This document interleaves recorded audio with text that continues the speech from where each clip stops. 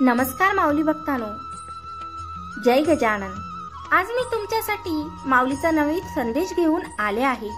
आजचा माऊली संदेश खूप सकारात्मक आहे, तुम्हाला आवडेल ही मला खात्री आहे, म्हणून तुम्ही हा संदेश शेवटपर्यंत नक्की ऐका।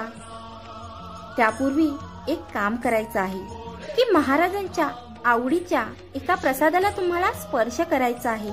या 3 प्रसादांपैकी तुम्हाला एक प्रसाद निवडायचा आहे आणि तुमच्यासाठी माऊली काय सांगतात ते ऐका। त्यावर काम करायचं सुरुवात करा, म्हणजे काम की त्यावर तसं वागायला सुरुवात करा। ते विचार आपल्या जीवनामध्ये आणायला सुरुवात करा। 100% खात्रीशीर सांगते की आपले जीवन बदलल्याशिवाय राहणार नाही।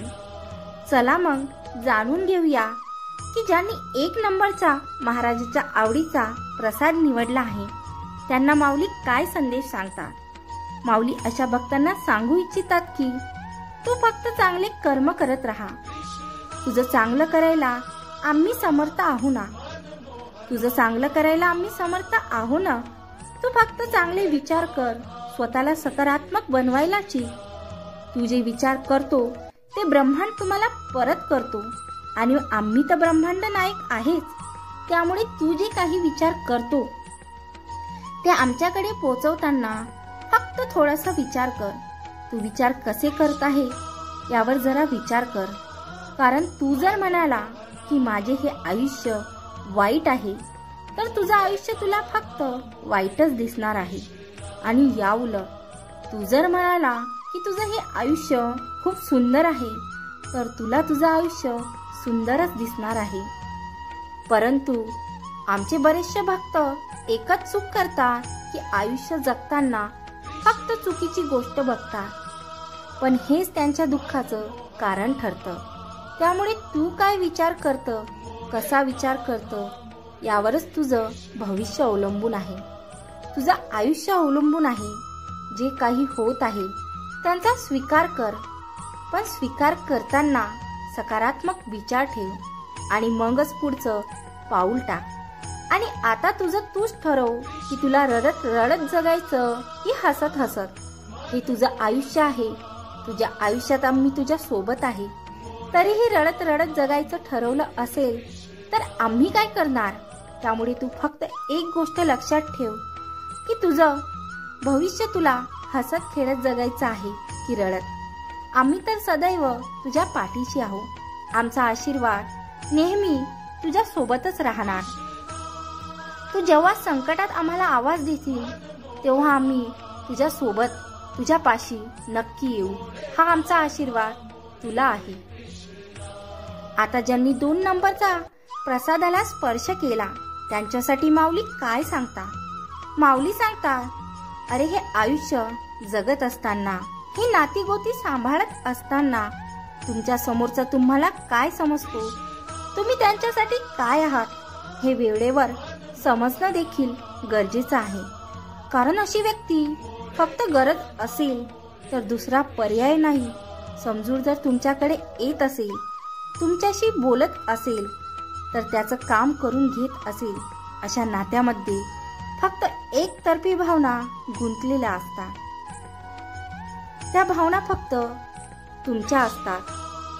समोरची व्यक्ती तुमच्याशी व्यावहारिक हेतू ठेवूनच वागते आणि तुम्ही मात्र त्यांच्यासाठी नेहमीच उपलब्ध असता। त्या व्यक्तीचा तुम्हाला काय आधार मिळणार हे तुम्ही पहिलेच ठरवून घ्या, हे वेळीच ओळखा। अशा लोकांना भावना शून्य असतात, त्यामुळे घुसमटत फक्त तुझीच होते हे समजून घ्या। स्वतःच्या मनाला कठोर बनवायला शिकवा। अशा लोकांना गमावण्याची भीती तुला का असते, आणि ज्यांना जायचं असेल ते जाणारच, हे मग तू कितीही प्रयत्न कर आणि कितीही थांबव, परंतु ज्यांना जायचं ते जाणारच। काही लोक अशीही असतात, तुझ्या परिस्थिती कशीही असो तुझी साथ मात्र सोडत नाही, आणि खरी तीच लोक असतात जी सदैव तुझी साथ सोडत नाही। म्हणून जाणाऱ्यांना कधीही अडवू नकोस, आणि तुझ्यासाठी जे थांबले आहे त्यांना अंतर कधी देऊ नकोस। जे निघून गेले ते तुझे कधी नव्हतेच असं समजून पुढे जायला शिक आणि यापुढे चालत असताना आम्ही तुझ्या सोबत आहे हे कधी विसरू नकोस, भिवू नकोस. माझा आशीर्वाद नेहमी तुझ्या सोबत आहे. जय गजानन. ज्यांनी आता 3 नंबरचा प्रसाद निवडला आहे त्यांना माऊली काय सांगता? माऊली अशा भक्तांना सांगतात, अरे तुझं आयुष्य खूप सुंदर आहे, तुझं आयुष्य खूप सुंदर आहे, पण आयुष्यात तू सतत मागं वळून पाहतोस. ही तुझी खूपच चुकीची सवय आहे. सतत मागे वळून पाहताना तुझ्या डोक्यात एकच विचार, याच्यामुळे माझ्या आयुष्यात ही दुर्दैवी घटना घडली किंवा ही वाईट वेळ आली, हा वाईट प्रसंग आला आणि असं याने करायला नव्हतं, त्यानं तसं करायला नव्हतं, मी असं वागायला नव्हतं, माझ्याकडून ही चूक झाली. जर तर त्या गोष्टीमध्ये तू इतका अडकून गेला की स्वतःला दुःख स्वतःच देत आहेस आणि तुझ्या दुःखाचं कारण तू स्वतःच ठरत आहे, हे मात्र तुझ्या लक्षात येत नाही आणि म्हणूनच भूतकाळ आठवून तू फक्त आणि फक्त नैराश्याचं आयुष्य जगत आहे. तुला असं वाटतं की माझ्या आयुष्यात चांगलं काहीही घडत नाही. अरे ज्या गोष्टी घडून गेल्या तुझे भूतकाळ बदलू शकत नाही, तो बदलण्याचा अट्टहास कशासाठी?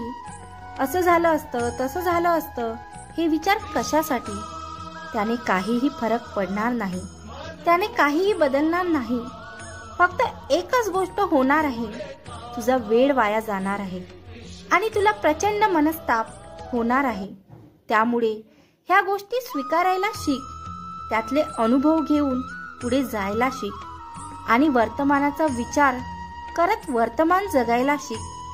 वर्तमान तर तुझं चांगलाच होणार आहे, परंतु तुझं भविष्य देखील सोनेरी होणार आहे आणि तू फक्त या आयुष्यामध्ये नकारात्मक गोष्टी बघत राहिलास आणि नकारात्मक विचार करत राहिला तर हे आयुष्य तुला सुख कोठून देणार?